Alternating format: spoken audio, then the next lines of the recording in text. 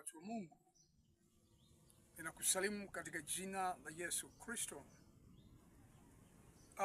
Unatakiwa kufahamu kwamba tunaishi katika ulimwengu ambao uongo ndio namna ambavyo tunaendeshwa, na lawama haziendi kwa wanadamu, kwa sababu wanadamu hawajui Mungu wa dunia hii ni nani. Ni Shetani.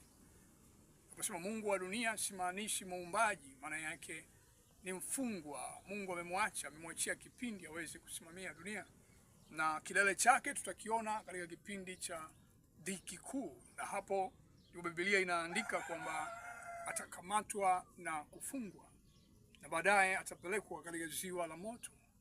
Lakini namna ambavyo anaendesha dunia sasa ni kwa uongo, kwa sababu Biblia inasema Shetani kusema uongo ndio kawaida yake, ndio namna ambavyo anaendesha mambo yake.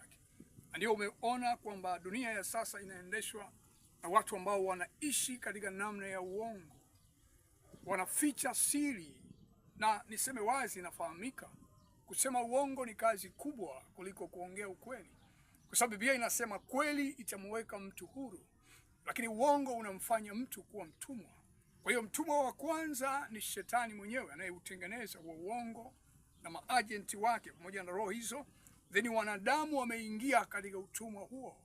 Ndio maana wale ambao ni matajiri duniani sasa hivi wanaishi kwa kujificha sana, kwa sababu kuna siri nyingi ambazo laiti kama zikifahamika hawezi kuwa jinsi walivyo, na baadhi ya maisha ya watu yanaweza kubadilika.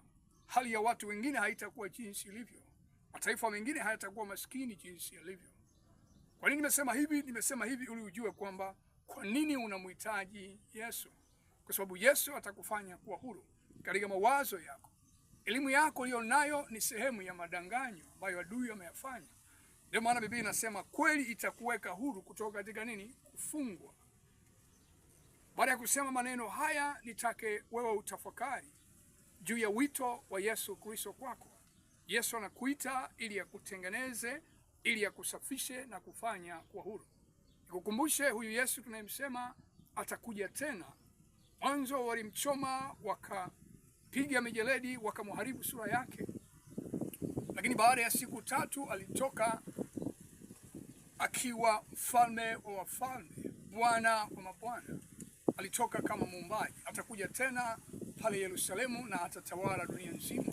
Wale wote ambao majina yao yako katika kitabu cha uzima, ambayo ni kwa damu ya Yesu tu na ni kwa neema, si kwa matendo, wanaweza kuokolewa.